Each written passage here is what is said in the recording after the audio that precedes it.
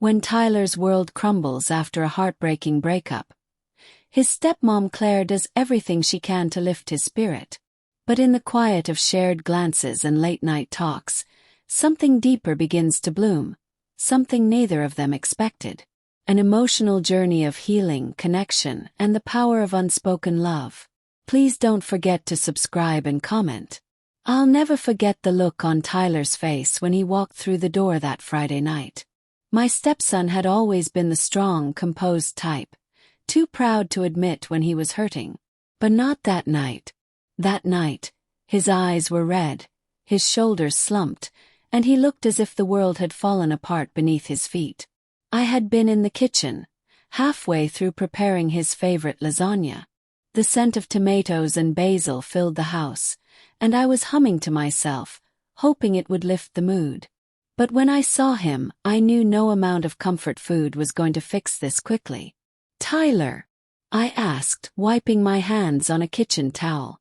"Honey, what happened?" He dropped his backpack by the door and walked over to the couch like he was carrying weights on his back. "Emily broke up with me," he said flatly. My heart tugged. I walked over and sat beside him, placing a gentle hand on his knee. "Oh, sweetheart. I'm so sorry." He let out a shaky breath, looking down at his hands. "I thought she was the one. I thought we had something real. And now I just feel worthless." I squeezed his knee. "You're not worthless. You're one of the kindest, smartest, most thoughtful guys I know. If she couldn't see that, then it's her loss." He looked at me with watery eyes. "I just don't understand." She said I was too emotional, that I cared too much. I gave him a soft smile. "Then she didn't deserve your heart." We sat in silence for a while, the quiet hum of the oven timer the only sound in the room. I could feel the sadness rolling off of him, thick and heavy. I hated seeing him like that. "How about we have a movie night? Just you and me." "Your choice," I offered, trying to lighten the mood. He gave a half smile. "Can we watch something stupidly funny? Like laugh until your stomach hurts funny?" "Absolutely." After dinner, we changed into comfy clothes and curled up on the couch with a big bowl of popcorn between us. Tyler slowly began to smile again, the corners of his mouth twitching up at each ridiculous scene. Every time he laughed, I felt a little relief. His happiness was contagious. Halfway through the movie, he leaned his head on my shoulder. It was something he used to do when he was younger, when he'd come home from school upset or tired. I ran my fingers through his hair like I did back then. He let out a long sigh. "Thanks, Claire," he murmured. "You always know how to make me feel human again." "Always," I whispered. In the days that followed, Tyler started to return to himself bit by bit.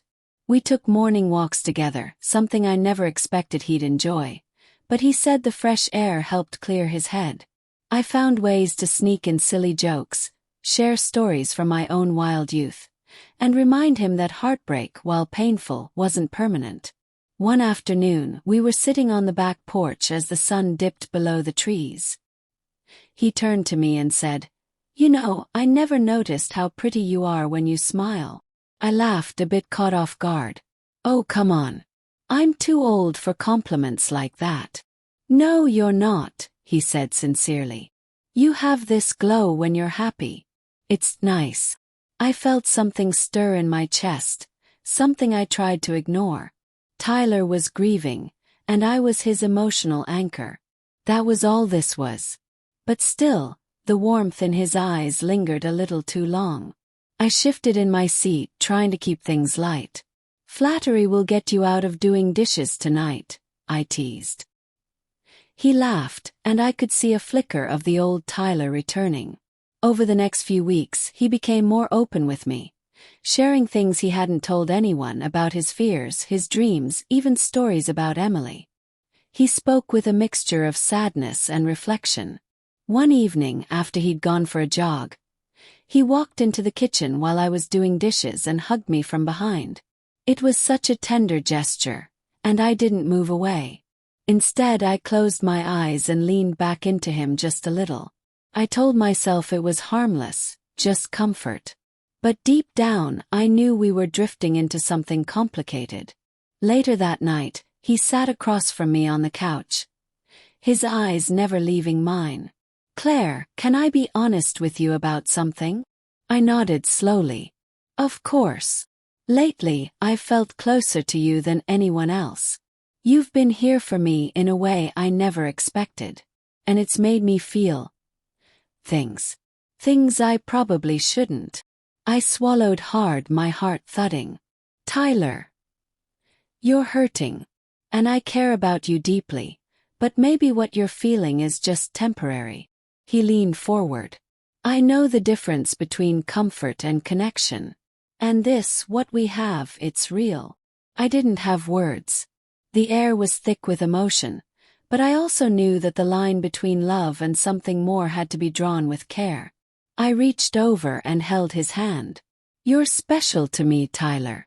And I'll always be here for you. Let's take things slow. Life has a way of surprising us when we least expect it." He nodded, his eyes full of understanding. "I just want to be near you. That's all." And from that moment on, we found a quiet rhythm. No confessions, no declarations, just long walks, late-night talks, and meaningful glances that said more than words ever could. It wasn't a typical love story. It wasn't a story at all, really. It was something in between. A moment, a comfort, a deep emotional bond that only the two of us understood. Tyler slowly healed, and while the memory of Emily faded, something new and unspoken grew in its place.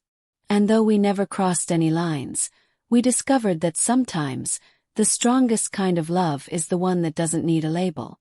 Just two souls in the same house, sharing silences that spoke volumes. And in those silences I felt something rare, something beautiful. A reminder that healing doesn't always come in the ways we expect, but it always comes when hearts remain open.